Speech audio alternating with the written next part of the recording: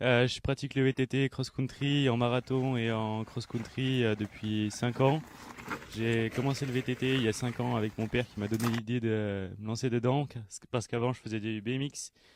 Suite au BMX, j'ai eu des problèmes de genoux, donc je me suis lancé sur les traces de mon père en VTT et ça m'a pas mal plu, donc j'ai pu continuer.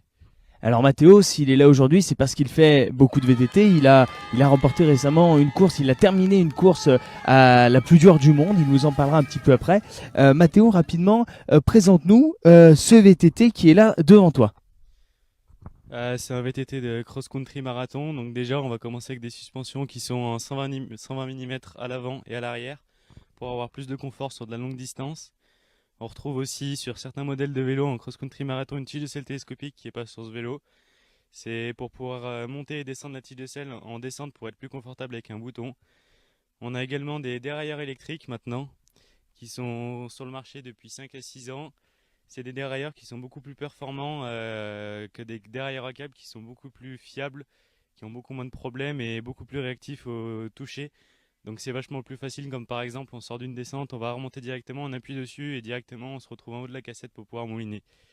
Des jantes carbone, un cadre carbone, donc ce vélo-là il est en taille L, il fait 11 kg 500. Donc après voilà, c'est à peu près tout. Alors Mathéo, tu vas maintenant nous parler un petit peu de ton club et puis ce que tu réalises avec ton club de VTT. Je suis dans un team sur Lyon, j'ai été sélectionné dans le team il y a 4 ans de ça, si je dis pas de bêtises, par Ludovic Mougel. J'étais sur une coupe Van Ronalp, puisque Ludovic Mougel m'a repéré avec mon père, donc directement sur la course, il m'a proposé une place au sein du team Hexagone. Et alors, qu'est-ce que tu réalises comme compétition, comme championnat avec ce club Hexagone? Avec ce team-là, c'est un team de VTT principalement. On fait des coupes au Van Ronalp, des championnats, on vise un petit peu de marathon comme moi, on fait un petit peu tout, de la route aussi du coup.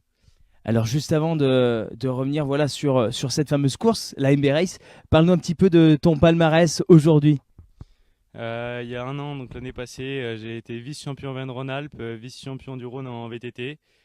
J'ai gagné des cyclocross en l'hiver. Après, j'avais fait.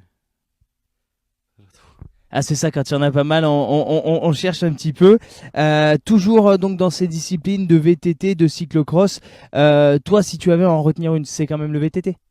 Oui, exactement, le VTT marathon. Donc le VTT marathon. Et donc en parlant de marathon, on va parler tout de suite de la MB Race, cette course qui se passe dans les hauteurs du Mont Blanc, du côté de Megève plus précisément. Bon Mathéo, parle-nous-en un petit peu. Déjà commence par la préparation de cette course. Alors, la préparation de cette course, elle est simple. C'est beaucoup, beaucoup de préparation de sacrifice un an avant. C'est-à-dire qu'un an avant, on va commencer à préparer à faire de la longue distance, donc des sorties de 5 à 10 heures, que ce soit en route, en VTT. La semaine, on va faire des exercices, donc par exemple du renforcement musculaire. On va aussi surveiller son alimentation, donc par exemple privilégier les pâtes, les féculents et le riz et tout ce qui va avec. Ne pas grignoter à côté, beaucoup s'hydrater les 2 dernières semaines avant la course, on va dire.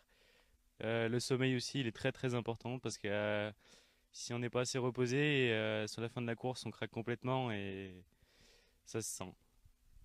Alors cette course, les 24 heures avant, c'était quoi tes émotions?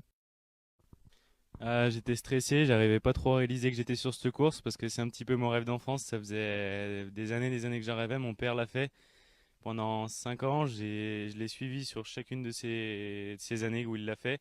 Ça m'a donné envie de la faire et du coup je l'ai suivi et voilà. Alors cette course tant convoitée de la MB Race pour toi, tu as pris le départ donc de cette course avec un objectif en tête. Parle-nous-en un petit peu. Alors la course elle est composée de 3 distances, donc il y a 70 km et 3800 mètres de dénivelé avec des barrières horaires. Donc c'est-à-dire que si on arrive avant 14h30, on est refoulé. Après 14h30 pardon. Il y a aussi 100 km et 5000 mètres de dénivelé. Cette barrière-là, elle s'arrête à 16h30. Et après, on peut se lancer sur 140 km et 7000 mètres de dénivelé.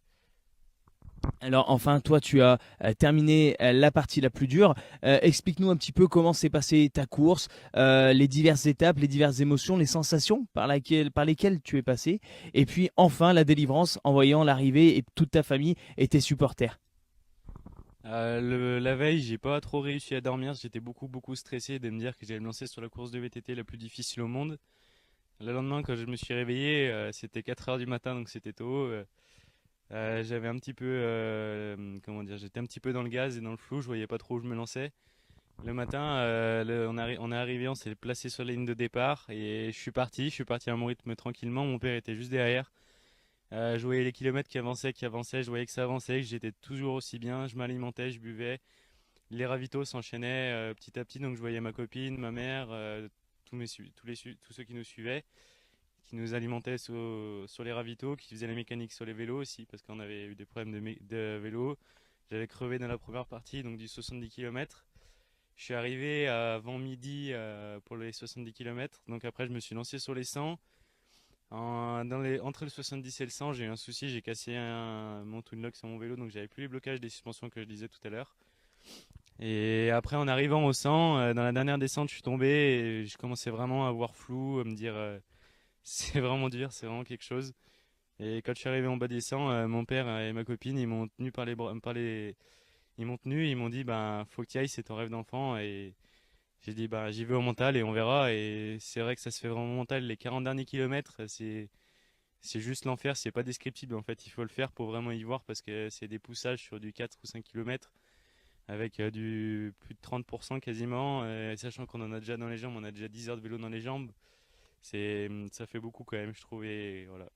Et après, dans la dernière partie, je voyais les boss qui avançaient pas, j'en pouvais plus vraiment, je faisais que ça au mental. Je poussais le vélo vraiment que au mental. Et après, vers 20h30, je suis arrivé donc à l'arrivée des 140 km. J'ai levé les bras, j'avais les larmes aux yeux et j'ai dit ça y est, je l'ai fait, j'ai réalisé mon rêve d'enfance et tout le monde était là, surtout mon père. Bon, t'as pu imiter un petit peu toutes tes idoles comme Nino Schurter, etc. Quel est toi le personnage, le cycliste en fait qui te fait rêver? Je dirais un grand idole, je dirais Mathieu Van Der Poel. Et après, il y en a un, c'est Emeric Turca, donc celui qui m'a donné cette médaille-là.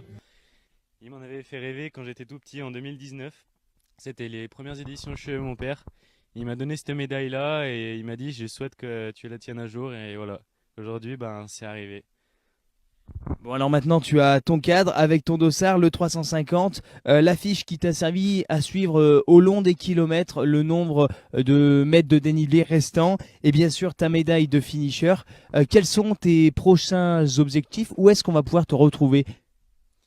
Alors, pour l'instant, je n'ai pas d'objectif principal, à part la forestière qui est au mois de septembre, le 14 septembre. C'est une course de marathon aussi. Il y a 100 km pour 3700 mètres de dénivelé positif. Cette course-là, elle se situe dans le Jura et après, on va repréparer la MB Race pour l'année d'après encore et faire mieux. Enfin, espérer faire mieux. Allez, en parallèle, vous avez pu visionner les images de Matteo sur son vélo, mais tout de suite, on va avoir le droit à un petit bonus. Et voilà, le petit bonus, bah, c'est tout simplement Sébastien Mondon, le papa de Matteo. Donc Sébastien, explique-nous un petit peu les émotions, les sensations que tu as vécues en voyant ton fils franchir les 140 km de cette MB Race. Ben, j'étais très ému parce que ben voilà, je sais que ça le tenait à cœur et puis ben, l'élève a dépassé le maître. Voilà, c'est le seul mot que j'ai à dire. Et je le félicite encore. Et voilà quoi. Enfin, faut quand même dire quand même que c'est la course de VTT la plus dure au monde. On est quand même 1400 au départ. Seulement 200 passent la ligne d'arrivée des 140 km.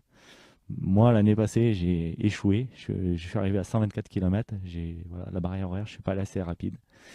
Donc maintenant, ben, je vais essayer de prendre les traces de mon fils, on va dire, quoi. Voilà, bien sûr, quand Sébastien parle d'échec, c'est parce que bah, c'est des sportifs, ils ont toujours envie d'aller plus loin. Il a quand même été finisher de la 70, de la 100. L'objectif, donc, c'est la 140. Les entraînements, Sébastien, avec ton fils Mathéo, comment ça se passe? Vous partez ensemble les week-ends, vous vous séparez? Qu'est-ce que ça donne? On essaye de rouler le maximum ensemble. Après, ben, on fait un coup de la route, un coup du VTT, mais voilà, selon les périodes de l'année, quoi. Et à l'image des trailers, peut-être, est-ce qu'on peut dire que plus on avance en âge dans le VTT, plus on a une connaissance de sa mécanique et aussi de sa forme physique? Tout à fait. Mais après, là, Mathéo m'a surpris parce que à seulement 19 ans, avoir un mental comme ça, enfin, sur du long, très long de l'ultra-marathon, c'est bluffant, quoi. Franchement, j'ai été bluffé. Et il faut le souligner puisque c'est la première année que des jeunes de 19 ans franchissaient les 140 km. Matteo et un autre concurrent donc en sont venus à bout de ces 140 km de la MB Race. L'objectif, on vous revoit l'année prochaine pour la MB Race. C'est le premier week-end de juillet aux alentours de Megève et on espère pour vaincre la 140. Je vous remercie et je vous donne rendez-vous à très bientôt sur un nouveau reportage ici avec 42 TV.